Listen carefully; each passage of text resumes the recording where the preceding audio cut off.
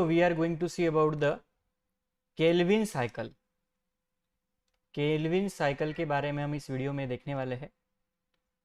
थोड़ा सा अगर फ्लैशबैक देखें तो हमें पता है हमने लाइट रिएक्शन स्टडी किया इसके पहले, लाइट रिएक्शन, राइट, जिसमें हमने फोटोफॉस्फोराइलेशन का स्टडी किया है, साइक्लिक और नॉन साइक्लिक फोटोफॉस्फोराइलेशन। उसमें हमें एट द लास्ट क्या मिला है, तो हमें मिला है ATP और हमें मिला है NADPH2, ये रिड्यूसिंग पावर। अब ये दोनों भी जो है ये केमिकल पावर्स जो हमें मिली है ATP as well as NADPH2, इसका यूज करके एक पाथवे रन होता है प्लांट्स में, जो भी क्लोरोप्लास्ट है, क्लोरोप्लास्ट के स्ट्रोमा में, राइट। ये जो भी है ATP का सिंथेसिस हो या फिर ये NADPH2 जो भी सिंथेसिस हुआ, ये हमें पता है ग्रैना के मेम्ब्रेन जो है और लूमेन जो है वहां पे ये सिंथेसिस हुआ है, राइट, थाइलाकॉइड के, सॉरी। अब ये जो क्लोरोप्लास्ट है, ये क्लोरोप्लास्ट के स्ट्रोमा के अंदर रन होने वाला एक पाथवे जिसे हम बोलते हैं केल्विन साइकिल,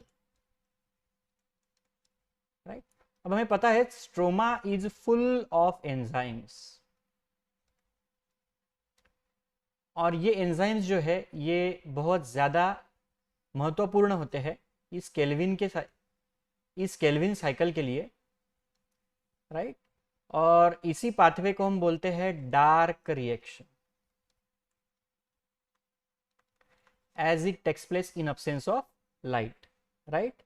और इन्हीं एंजाइम्स में से जो सबसे एबंडेंट एंजाइम प्रेजेंट होता है, राइट, स्ट्रोमा में, वो होता है रूबिस्को, राइट। अब ये जो है पूरा का पूरा डार्क रिएक्शन, या फिर हम बोल सकते हैं केल्विन साइकिल, राइट। यहाँ पे केल्विन साइकिल कहा गया है, राइट। यहाँ ध्यान देना है हमें, साइक्लिक पाथवे है ये, राइट। ये जो होता है, इसके बाद हमें क्या मिलने वाला है, आफ्टर द केल्विन साइकिल हमें मिलने वाला है glucose, right, and we all know that the formula of glucose is C6H12O6। यही ग्लूकोज को हम कंज्यूम करते हैं, राइट। वेजिटेबल्स वगैरह जो होते हैं इनमें स्टार्च के फॉर्म में, सेलुलोज के फॉर्म में ये होता है, राइट। यही ग्लूकोज को हम कंज्यूम करते हैं, इसी का ब्रेकडाउन करते हैं with the help of process called as glycolysis,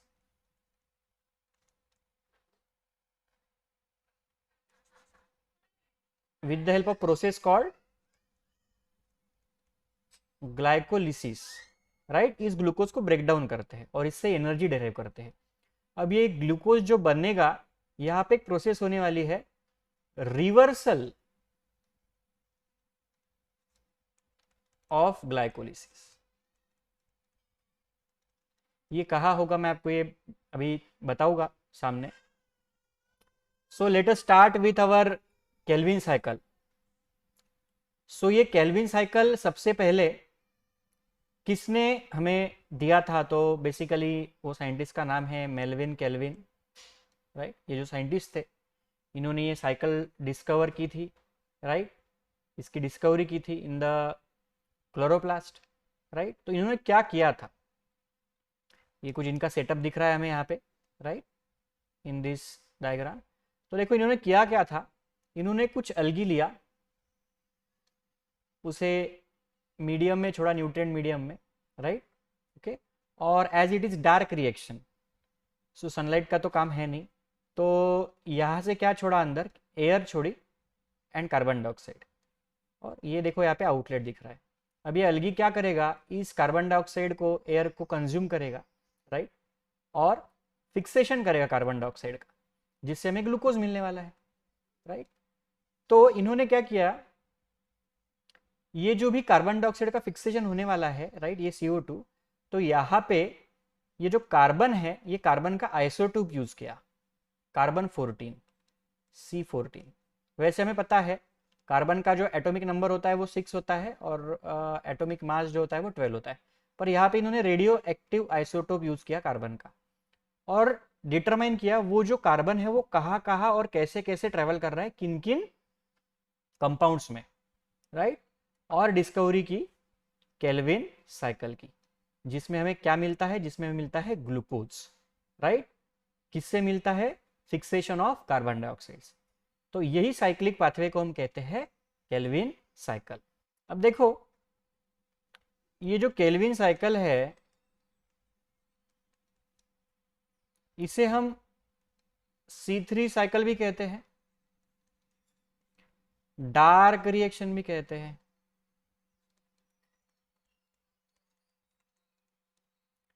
और इसे बायोसिंथेटिक पाथवे भी कहते हैं, या फिर बोलते हैं हम बायोसिंथेटिक फेज भी बोलते हैं या पाथवे बोलते हैं, पाथवे। ये कुछ नाम है। अब केल्विन साइकिल क्यों, तो इसे मेल्विन केल्विन ये साइंटिस्ट थे, इन्होंने डिस्कवर किया था। C3 साइकिल क्यों, इसमें फर्स्ट स्टेबल कंपाउंड जो हमें मिलता है वो कितने कार्बन का होता है, 3 कार्बन का होता है, तो इसीलिए इसे C3 बोलते हैं। डार्क रिएक्शन क्यों, क्योंकि ये लाइट इंडिपेंडेंट रिएक्शन है, लाइट की जरूरत नहीं होती है इस रिएक्शन को, ये अब्सेंस ऑफ लाइट में होती है, या फिर हम बोलते हैं लाइट इसको जरूरी नहीं होता। और बायोसिंथेटिक पाथवे क्यों, तो यहाँ पे सिंथेसिस होने वाला है, किसका सिंथेसिस, ग्लूकोज का, with the help of various enzymes. तो ये हो गया बायोसिंथेसिस। तो ये कुछ नाम है हमारे केल्विन साइकिल के, राइट, इस प्रकार से। ओके, अब इसके जो केल्विन साइकिल ये 3 फेजेस में होता है, 3 फेजेस। नंबर 1 फेज जो है या फिर स्टेप बोलेंगे हम, वो होती है carboxylation.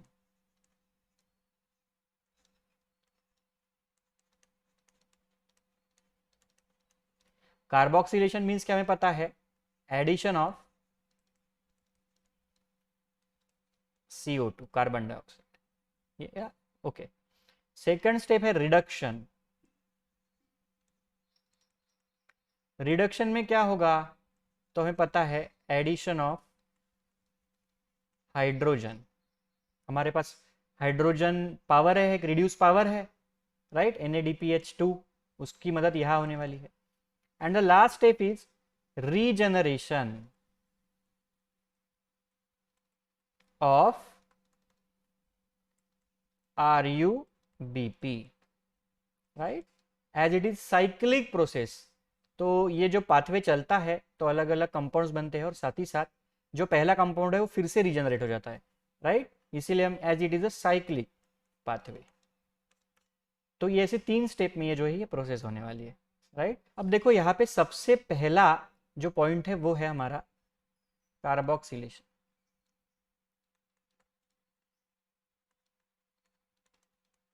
Addition of CO2, right, okay.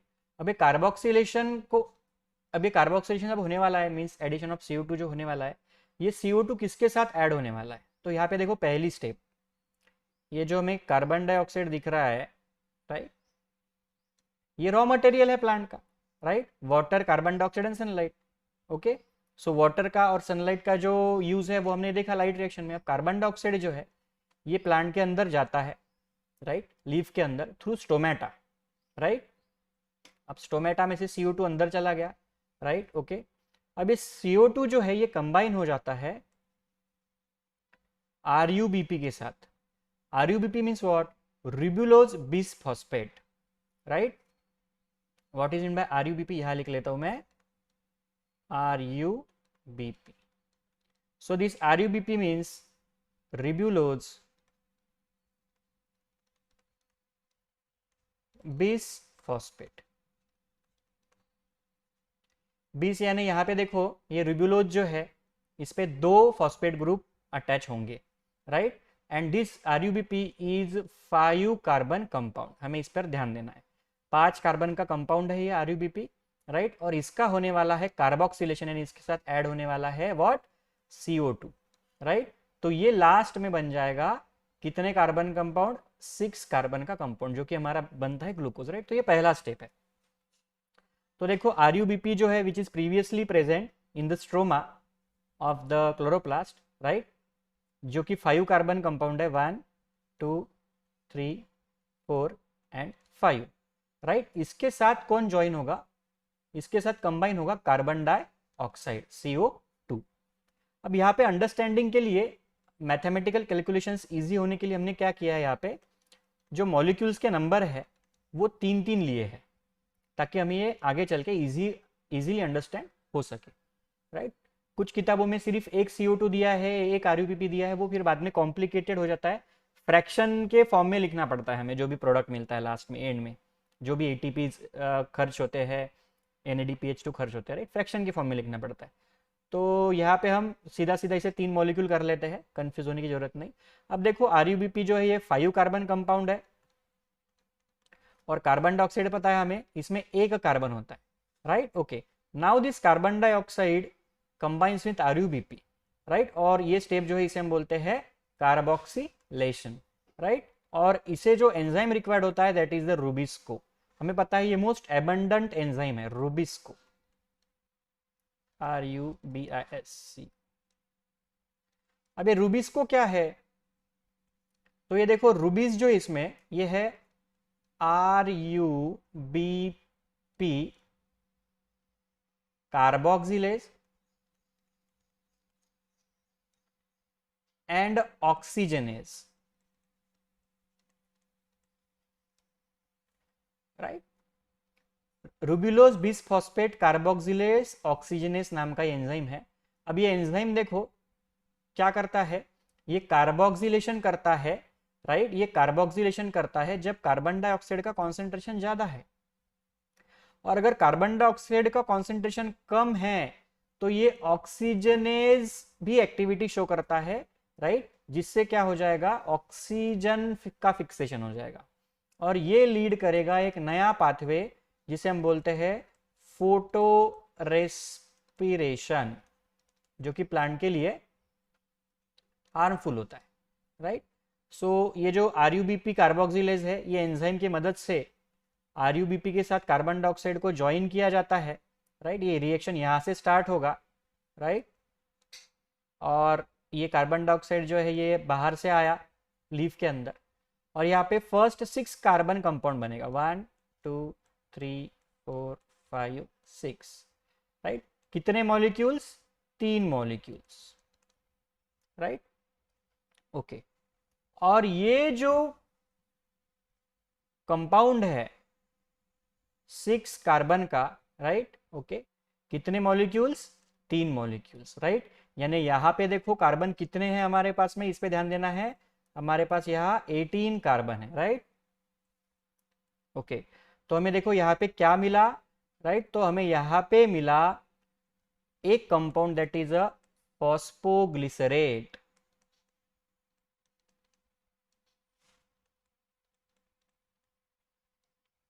Right, या फिर हम बोल सकते हैं 3 फॉस्फोग्लिसरेट, राइट। ओके, और 3 फॉस्फोग्लिसरेट जो है, ये 3 फॉस्फोग्लिसरेट ये कंपाउंड होता है 3 कार्बन का, 1 2 3, देखो यार 1 2 3, तो यहां हमें मिला है 3 फॉस्फोग्लिसरेट। कितने कार्बन थे, 18 कार्बन, तो कितने मॉलिक्यूल्स बनेंगे यहाँ पे, 6 मॉलिक्यूल बनेंगे 3 फॉस्फोग्लिसरेट के, राइट। 6 3 18, तो यहाँ पे भी देखो 18 कार्बन वैसे के वैसे है। देन ये यहां तक की जो स्टेप है ये हो गई हमारी कार्बन फिक्सेशन, जिसे हम बोलते हैं कार्बोक्सिलेशन। अब ये जो 3 फॉस्फोग्लिसरेट है, या हम इसे 3 फॉस्फोग्लिसरिक एसिड भी बोल सकते हैं, इसका कन्वर्शन होता है 1,3 इस जगह पे 1,3 डाई फॉस्फोग्लिसरेट।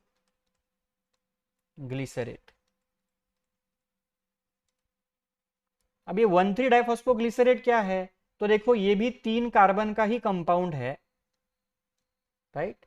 और यहां पे जो एक फॉस्फेट ग्रुप अटैच था, राइट, यहां पे क्या हो गया, 1,3 डाइफॉस्फोग्लिसरेट में इस जगह पे 3 कार्बन के साथ 3rd नंबर के पोजीशन पर और 1st नंबर के पोजीशन पर 2 फॉस्फेट ग्रुप अटैच हो गए, इसलिए हमने इसे बोला है 1,3 डाइफॉस्फोग्लिसरेट। और 3 कार्बन के ऐसे कितने मॉलिक्यूल है? तो 6 मॉलिक्यूल्स है। अब ये 6 मॉलिक्यूल को एक एक फॉस्फेट ग्रुप अगर अटैच करना है तो हमारी एटीपी कितनी खर्च होंगी? 6 एटीपी। तो यहाँ पे देखो जो हमें लाइट रिएक्शन में एटीपी मिली है वो 6 एटीपी खर्च हो जाती है, हमें मिलते हैं 6 एडीपी और साथ ही साथ मिलते हैं 6 आईपी। और यही जो इनऑर्गेनिक फॉस्फेट है ये अटैच हो जाते हैं कार्बन नंबर 1 पे और हमें मिलता है 1,3 डाइफॉस्फोग्लिसरेट। अब ये जो 1,3 डाइफॉस्फोग्लिसरेट मिला है, राइट, साइक्लिक मैनर में इसका कन्वर्शन हो जाता है ग्लिसरा अल्डिहाइड 3 फॉस्फेट में, G3P।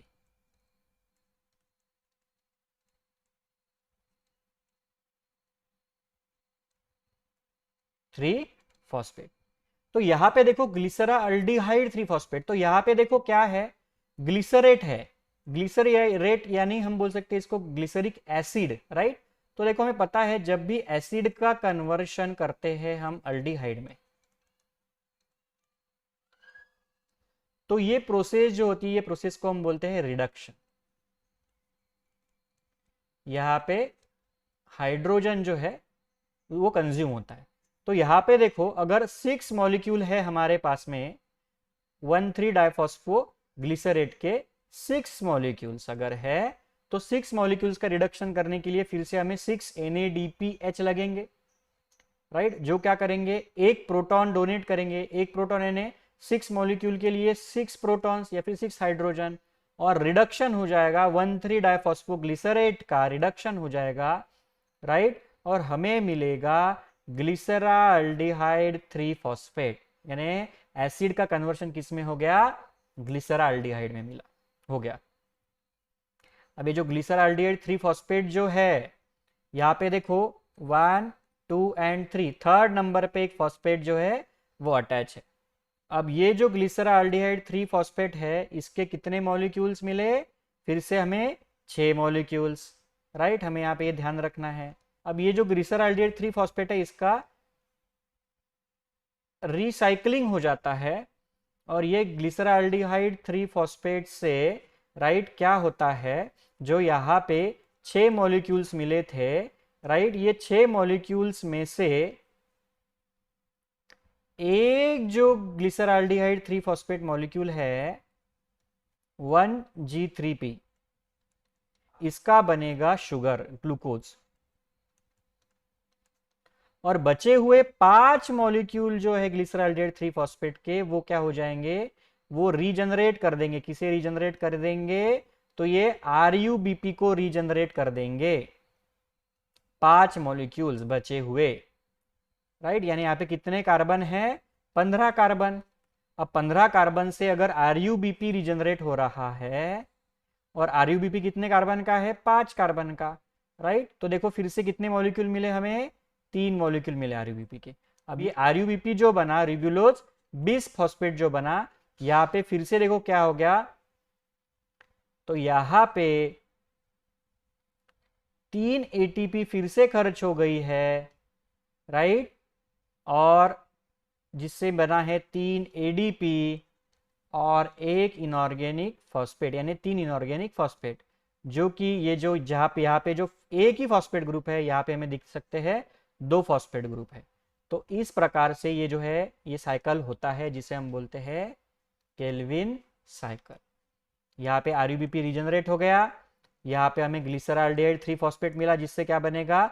ग्लूकोज बनेगा, राइट। और यहाँ पे देखो फिर से जो है 5 कार्बन से RUBP रीजनरेट हो गया। ये स्टेप जो होती है हमारी रीजनरेशन वाली स्टेप। इन सच वे हमें क्या मिलता है? फिर से यहाँ पे RUBP मिलता है और साथ ही साथ यहाँ क्या मिलता है? ग्लूकोज। तो दिस इज, तो देखो यहाँ पे अब जान लेते हैं हम कि यहाँ पे एक ग्लूकोज मॉलिक्यूल बनाने के लिए कितनी ATP और कितनी NADPH जो है ये खर्च हो गए। तो यहां देखो 6 ATP, राइट। यहां पे 6 ATP खर्च हुए हमारे, राइट। उसके बाद देखो यहाँ पे 3 एटीपी खर्च हो गए,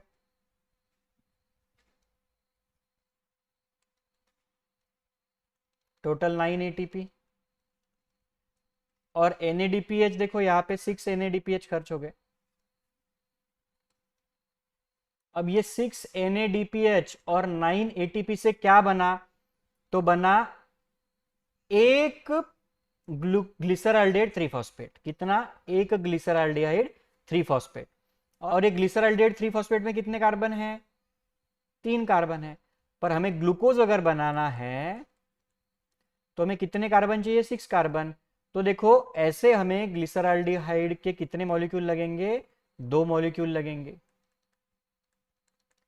तो ये साइकिल जो है जिसमें हमने 3 कार्बन डाइऑक्साइड और 3 RUBP को इन्वॉल्व किया है, ये साइकिल कितने बार रन होगी? 2 बार। तो यहाँ पे जो 9 ATP मिले हैं, तो हमें एक ग्लूकोज मॉलिक्यूल बनाने के लिए हमें लगेंगे टोटल 18 ATP, और जो 6 NADPH लगे हैं वो हमें लगेंगे 12।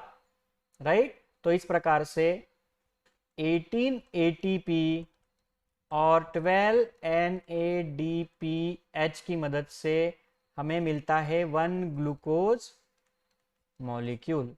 अब ये जो एक ग्लूकोज मॉलिक्यूल हमें मिला है, यहाँ पे हमने 3 कार्बन कंसीडर किए हैं इसलिए। पर एक ग्लूकोज मॉलिक्यूल बनने के लिए ये जो केल्विन साइकिल होता है ये 6 बार रन होता है इन जनरल। तो ये जो अब देखो ये जो पूरी की पूरी साइकिल है हम इसे कहते हैं C3 साइकिल। ये क्यों कहते हैं? क्योंकि इसमें देखो ये जो पहला 6 कार्बन का कंपाउंड बना ये अनस्टेबल होता है और ये रीअरेंज होकर स्प्लिट होकर बना देता है 3 फॉस्फोग्लिसरेट।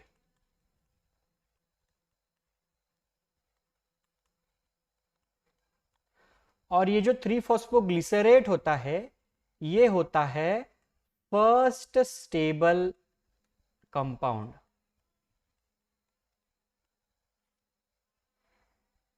Of this cycle. इसीलिए हम इस साइकिल को कहते हैं C3 साइकिल, क्योंकि ये 3 फॉस्फोग्लिसरेट जो है ये 3 कार्बन का कंपाउंड होता है। राइट। ये 3 कार्बन का कंपाउंड होने के कारण हम इसे C3 साइकिल कहते हैं। बराबर।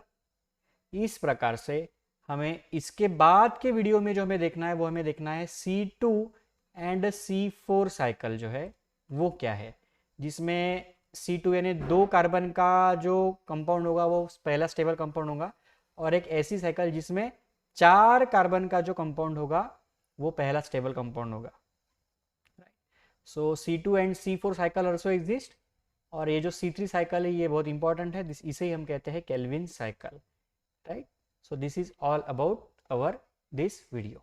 Thank you.